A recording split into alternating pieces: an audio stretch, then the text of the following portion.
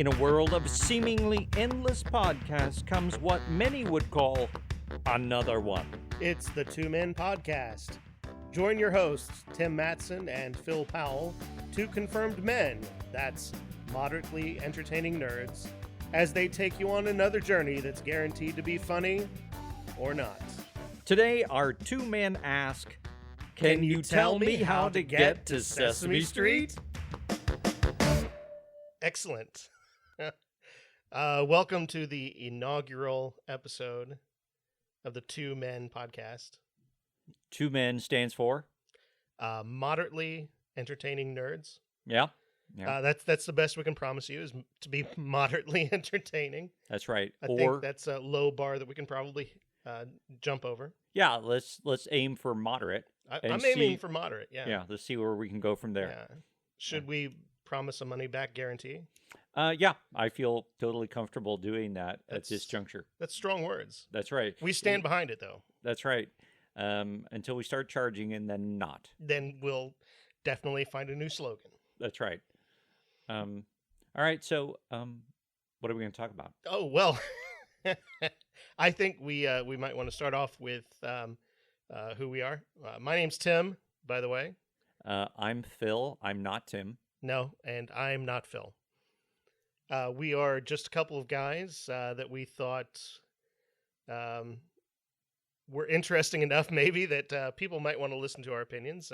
I wouldn't go that far. I don't know. Maybe that's a little strong. Yeah. Yeah. No. No, I'd go that far. I'm gonna totally flip flop off what I previously said and go with we're that. All right.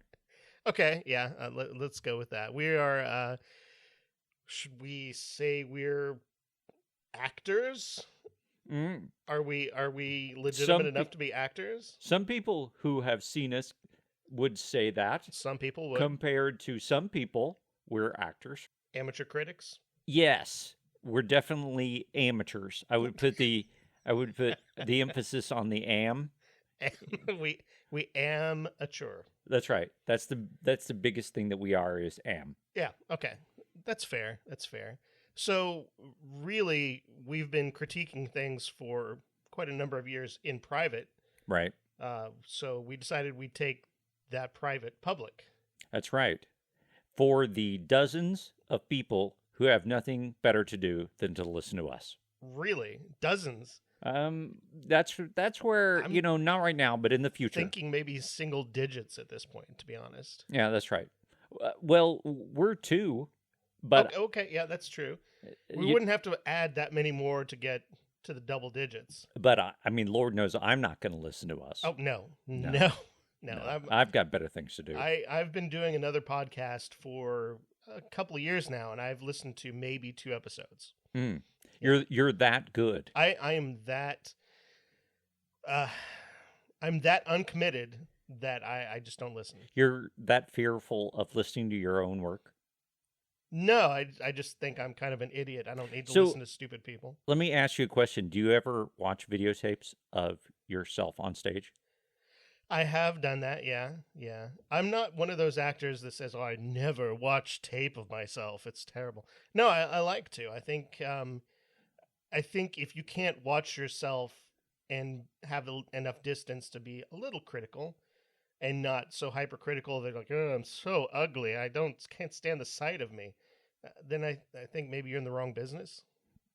I don't watch it, because there's so many things that psychologically goes along with watching it that is not actually the performance. There's so much that I'm focused on that I know that somebody else would not be, and it is so difficult to get myself in that head space of, oh, look at that. Oh my gosh, is that a mole? Have I always had that mole? That's huge.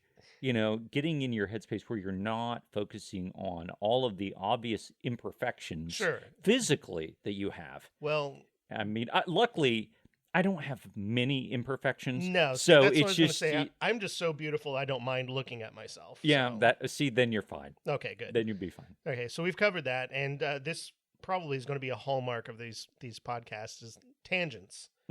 Tangents. tangent. Yeah. So anyway, we decided we'd get together and talk about something today. Keep it light, keep it simple. We don't want to dive into deep waters too early. So we've decided that we wanted to talk about Sesame Street. Yay! Sesame Street. I mean, what's loaded about Sesame Street? There's, I mean, there's nothing loaded about Sesame Street except where it is. It You know, is. it's like tell me where the place is where the puppets talk. And I can remember as a kid, I wanted to know where Sesame Street was. The idea Absolutely. that I could get there if I turned the right corner. So it's kind of a big thing. Whereas none of the other shows pretended like there was a place. No, they were kind of unanchored. Right. You know, this is kind of like in the show's theme. Um, the question was right there. I can remember fantasizing would have been too strong because I was kind of ambivalent towards Sesame Street. Really, Really? yeah, I was kind of that was all right. But even early on, I've kind of sensed that they had an agenda. You know, Oh, even as a yeah. kid, it's the same thing as like Johnny Quest is not Sesame Street. Now, Johnny Quest had no agenda other than, having people die and blow up and things like that.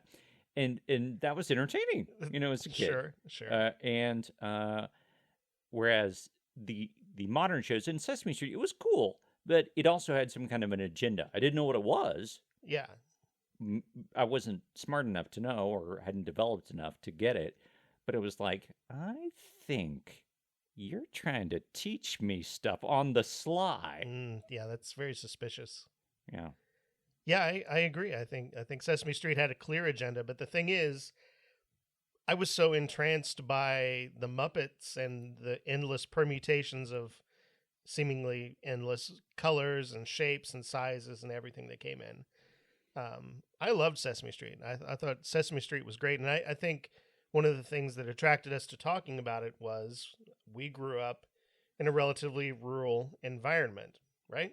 Yes, I grew up in the metropolis of Oblong, Illinois. The only oblong. That's right, That's what I've the been told. only oblong. That's the branding. Go with it. And, Tim incidentally grew up in, Newton, Illinois.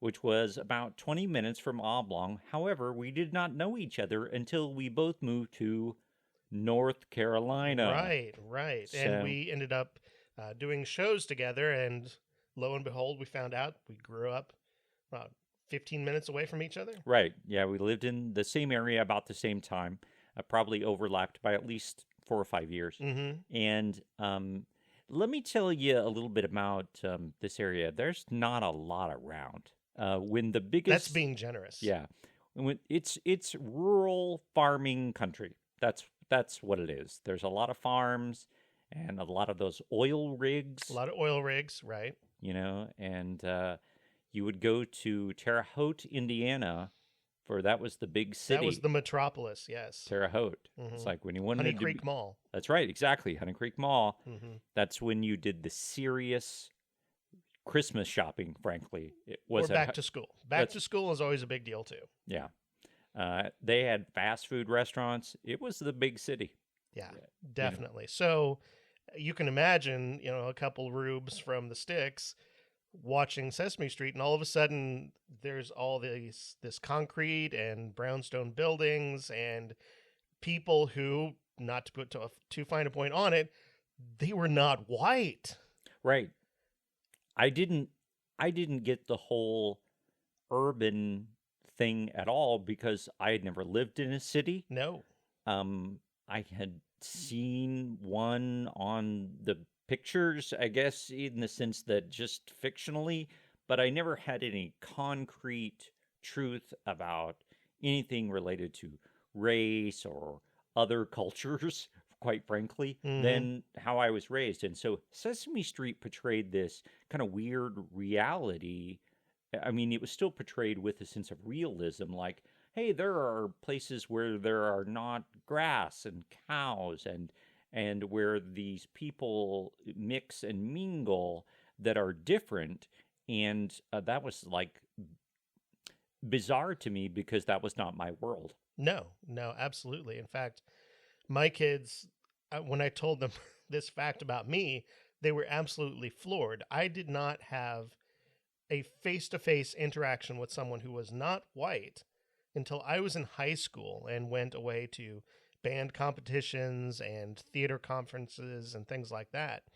And they that's not their world. I mean, in their world, they have many friends who are not people that look exactly like them, and their world is better for it, in my opinion. And Right. I think for me, Sesame Street was a gateway into seeing kids my own age who were different than me, and seeing that they were the same as me in a lot of respects. They were all curious, they were all learning, they were all playing with one another.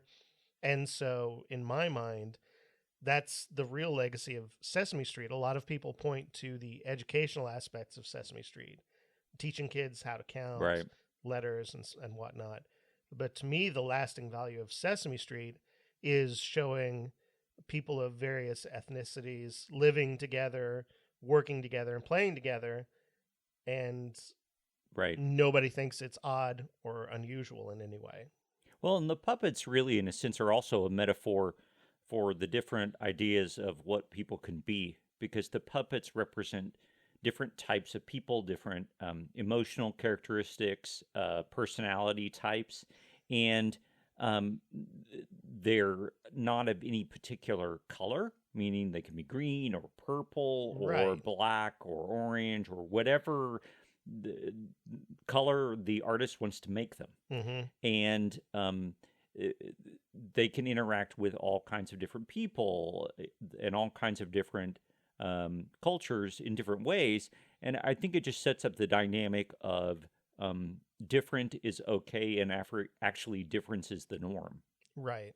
And I think that it's funny to look back at this and think that at one point that was controversial, because anymore, thankfully, our entertainment and our literature tends to reflect society as it is now, in which we Right. do all live among one another and interact on a daily basis.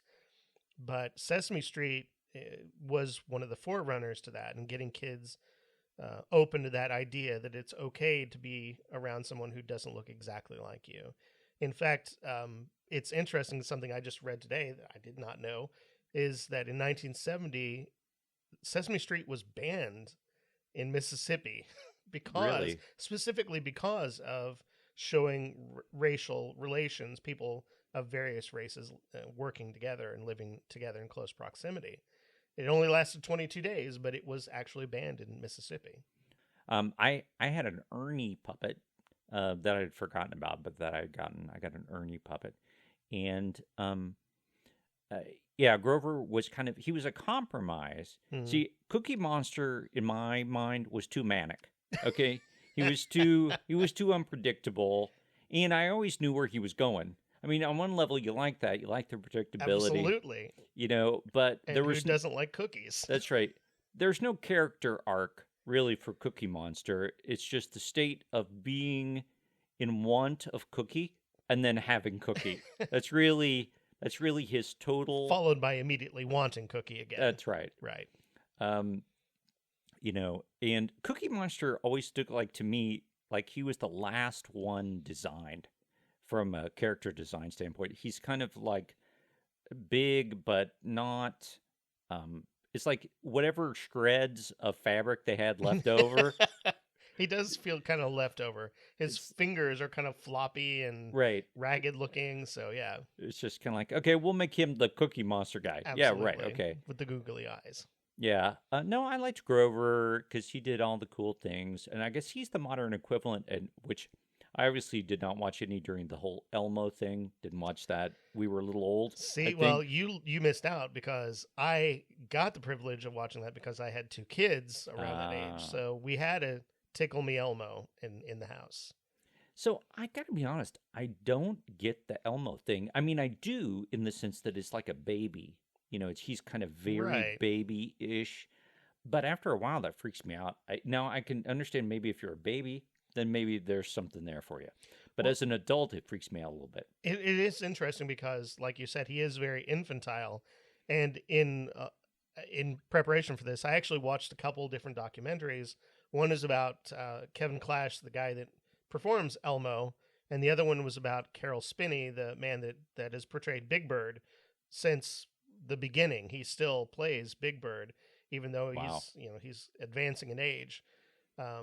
And Big Bird is portrayed kind of like an innocent, a young person, Right. but Elmo is more toddler like, and so Right. that's something that they found appealed to younger viewers.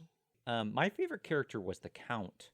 I loved the Count, Hmm. That and makes sense to me. I can see the count. although, you know what I loved about the Count? That I loved everything about the Count and loved all the scenes and loved it when he came on, except the counting, because it was so. Wait. You love everything about this character except its central reason for being. Yes. The Oh, counting okay. the counting was totally boring to me because he would come on and hello and where are we going and and all that whole bit.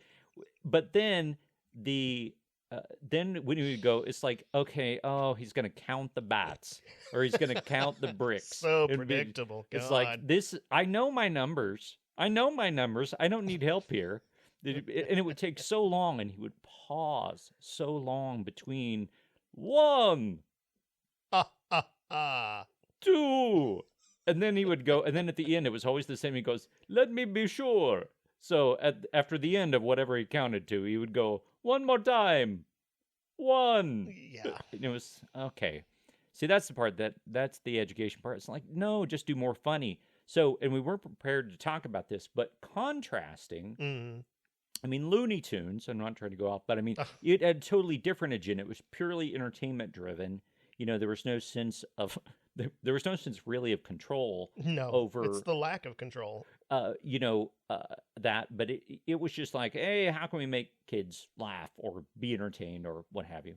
Hmm. So, that's in the opposite direction.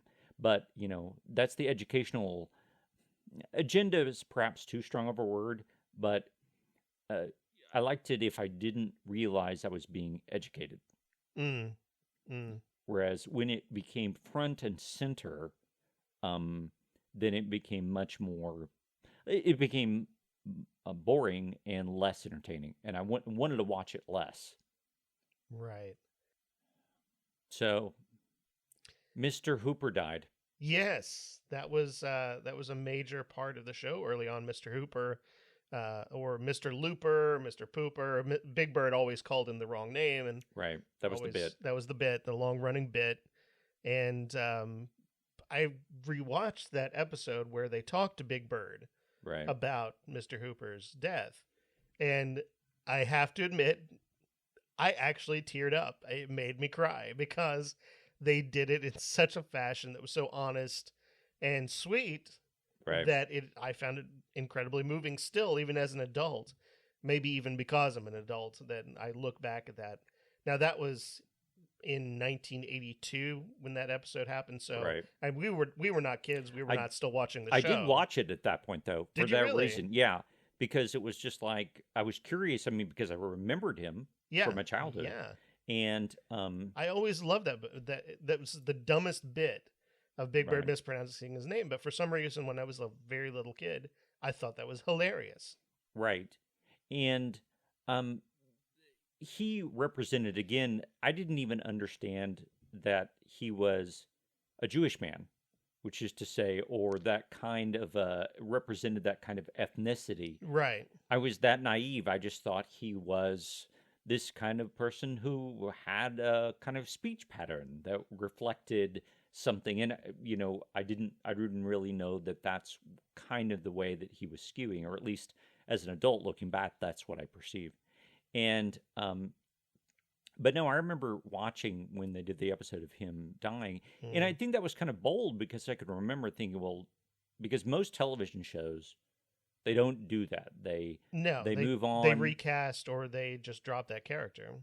right? And the idea that you would deal with death in a children's show was kind of directly in a realistic way. It was kind of bizarre, and I think controversial to a certain degree for its time. Well, and it showed Big Bird actually actively working through it too, because there's a large section of that where Big Bird is just kind of walking around the adults there, just kind of thinking. You can see him putting it together and then asking, well, when is he coming back then?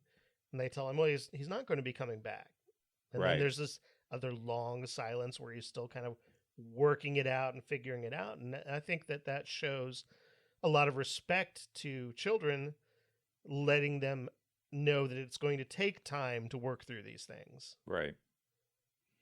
Yeah, I remember watching that, and I haven't watched it recently, but when I did, I could remember thinking, well, I thought they handled that well. And I think not too long, didn't somebody buy the store? And Well, they left it to Mr. Hooper left it to another character, mhm. and the story's gotten passed along through the show, from what I understand, because there was an Asian man. I don't know. I think he might have been Was Japanese. it I vaguely remember was him. he from Happy Days? No. Because the guy that was on Happy Days left, so you may have gone somewhere else. I don't know, but there was another character that owned that store then, during the days of Elmo's height of popularity, and that's another thing. They actually didn't directly address 9/11 and the events that happened there, but they did have an episode shortly after that where there was a grease fire in the store, and the firemen had to come and put it out, and Elmo was very frightened by the fire. And so what they did is they took him to the fire department and showed him where the firemen sleep, what they do, what their equipment looks like, and talked about fire safety and stuff. And that was their way of kind of talking kids through being afraid. Right. I'm sorry, Elmo still creeps me out a little bit. It just it goes, I'm Elmo. Ah." It's just a high pitched thing that he's got going on there. It's a Yeah. little freaky to me. Now, I'm sure children love him. That's great. But as an adult, it just feels bizarre. I don't think that's a controversial opinion. I don't think even my kids like Elmo anymore. I think Christian did when he was very little. He did like Elmo. He was the one that had the tickle me Elmo thing, but quickly grew out of that. And in fact, today, I maybe we're barking up the wrong. Maybe it's our age group that really has fondness for Sesame Street, because I asked him, and he's 20. He's going to be 20 this month. I asked him what his thoughts were on Sesame Street, what his feelings were, remembrance was. He really didn't have much to say. So, Well, you got to remember 20 years ago, there was a lot more options. I think it's important to go back, and for those of you who are not old like us, to remember that there really, other than for 2.5 hours mm, on Saturday morning, there was zero children's programming around, period. So Sesame Street, this kind of afternoon slot, I mean, you did have Looney Tunes and some Gilligan's Island reruns and stuff like that that they would put on the air right. that you would have for fare for children when you'd come home. But it was all, again, usually reruns, stuff you'd seen before. As far as original programming goes, PBS was it. That was the only choice. And you had to tune over to a UHF on the Right. dial, right, to get to the PBS station. Again, something you might want to look up on the internet. UHF, it's kind of its own We're thing. dating ourselves here a little bit. That's right. Ultra high frequency for Yes. those who may not remember. All right. Not just high frequency, Ultra. ultra high. Yeah. Yeah. But no, that in that time period. But Christian, who's 20, is there were a lot more programming options. So Sesame Street really was, quite frankly, had less of an impact, I would think, because there was a lot of educational programming coming Sure. along by that point. Right. Well, I mean, I think that's the case. There were more channels, basically more hours of broadcasting that needed filled, and so there were a lot more specialty channels aimed at kids. Right. So you had, Cartoon Network, you had Nick, and you had all these channels that were competing, and so yeah, there were a lot of other options, and yeah, my kids did choose a lot of other programs rather than Sesame Street, which I don't know. I kind of I wish that they had watched Sesame Street more, because I think that more than the educational, I think, like I've said before, more than the educational aspects, it's the social aspects of Sesame Street that I think are really important, and that's their lasting impact. One thing I got for Christmas one of the Sesame Street albums. Mm, So I have, their biggest hits from the first year, whatever those were. And so I helped pay for some of their programming nice. by buying their album. I've still got the album somewhere buried in my closets. Um, but I can remember jumping in back to the characters is Oscar was the only one that, well, I guess Cookie Monster, but he was Oscar the Grouch. Hmm. There was never, Big Bird was Big Bird, but he was the only one that had, this descriptor that came with him, which was the same thing, Oscar the Grouch. And, I would like to be in the concept meeting where he said, there's a guy, and he lives in trash can. Lives in a trash can. Lives in trash can, and he loves junk, and he loves things that are nasty, and be like, especially from an educational standpoint. Actually, from an entertainment standpoint, I get it. I totally get it. But I had actually, besides Grover, Oscar was the other puppet that I had as a kid. I had two puppets, and those were the two. see, to me, that's the part where I can see somebody going, well, what he loves dirty stuff. Yeah, just, oh well, that's not safe. We can't have. Oh, that's not. We can have children I don't know. I think digging that's in much trash cans. more a thing of now. I don't know that you could sell Oscar the Grouch now as a new character, Right, but I think then, whatever. Kids are out playing in the abandoned lot next to the apartment. It's fine. right. I think one of the most memorable bits on Sesame Street ever that everybody would relate to is one of these things is not like the other. Yeah, yeah. That was the song that I think probably most people, everybody would know, and was the most frustrating thing when you're like, well, it's the It's one. clearly. I don't know why you're bothering to sing the song again. So, do you know? Do you remember the lyrics to that? I do remember. Let's hear it. I want to hear. And I want to hear the song. one of these things is not like the other. Yeah. One of these things just isn't the same. Can you tell me No, which thing is? no, Well, you I already don't. blew it. Well, I don't. Well, I'm sorry. I do not have a That's PhD very sad. in Sesame It's Street. one of these things just doesn't belong. Doesn't belong? Right. Okay. Well, that seems non-inclusive. For a show that's all about including everyone, it's about which one of these things should you exclude? That's right. This is That's, garbage. we have This brick wall, that's garbage. Get it out of here. we've uncovered the The hidden hidden racism of Sesame Street. One of these things is not like the other. That's horrible that they would exclude something just because it was different. No, That's horrible. It is really I wonder if they terrible. still do that. That's probably I not. don't know. it's Donald Trump's favorite segment. He builds a wall over around whatever doesn't belong. Oh, and we bring present day And politics. presidential politics. Yeah. All right.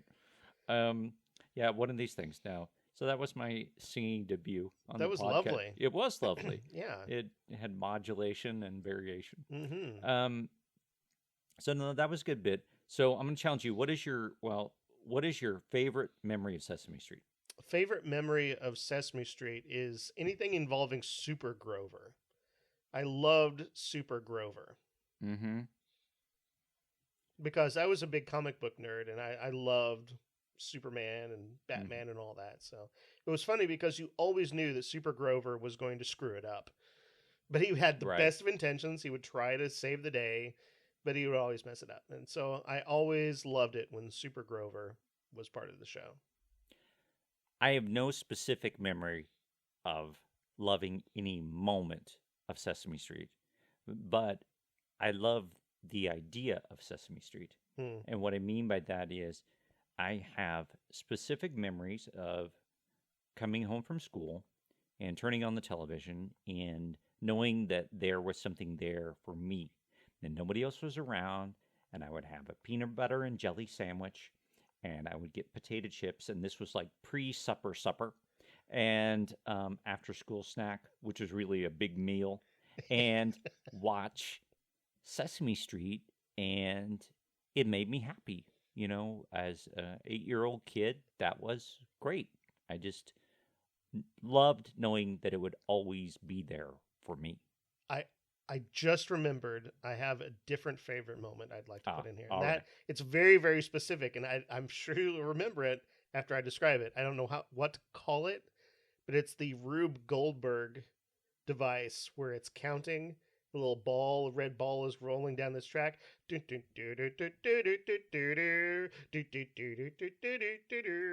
you thinking of The Price is Right? I don't know. No, it's not The Price is Right. What is? I don't know what you're talking It's about. this little red ball, and it's rolling down this track, and it's triggering like little signs with numbers on them and stuff. I think you hallucinated that. I don't. It's entirely possible, but no, it's true. You Is don't this remember a the song? cartoon? Is this a cartoon? No, it's live action. That's the whole thing. A Rube Goldberg device and cartoon, that doesn't count. No. Okay. So what was the song? Tell me the song. It was that stupid little jingle. So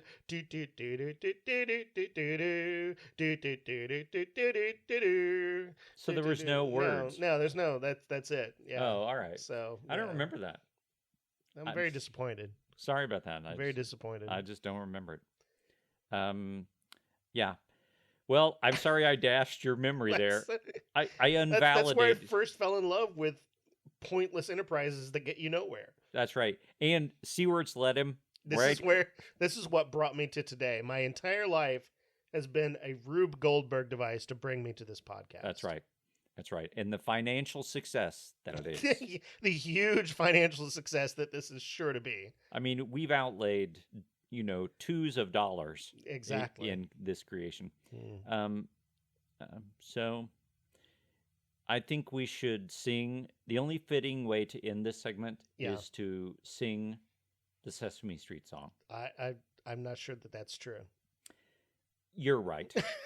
So I'm willing to do it anyway. I'm not sure that it's a good that's right. idea. So knowingly committing copyright infringement with no intention of, let's just label it a satire and a parody, because that's what our singing, that's the only way you could describe it. I think that's generous. Yeah, that's right. That's it's a parody of the original theme. Mm-hmm. But I don't know that I can start it.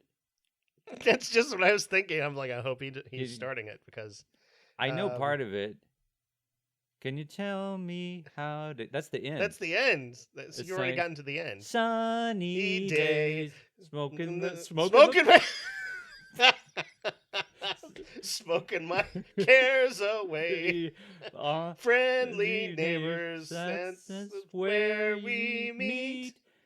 Can you tell me how to get to Sesame Street? You're off key, dude. I am way off key. All right. Yeah. That was definitely sad. But we'll applaud. Yeah, thank you. Thank you, childhood. And you can now exit. Greetings, I am Alice, highly paid digital assistant to the Two Men podcast. Thanks for spending time with the two moderately entertaining nerds, Tim Matson and Phil Powell. Want to let us know what you thought of the show? Have an idea for a topic we can discuss? Want to demand your money back? We'd love to hear from you. Drop us an email at twomencast@gmail.com. In the meantime, please consider leaving us a review on iTunes or your podcast service of choice. Also, for all discussions moderately funny, you can join us at facebook.com/twomencast. Join us next time when we will be guaranteed to be funny. Or not.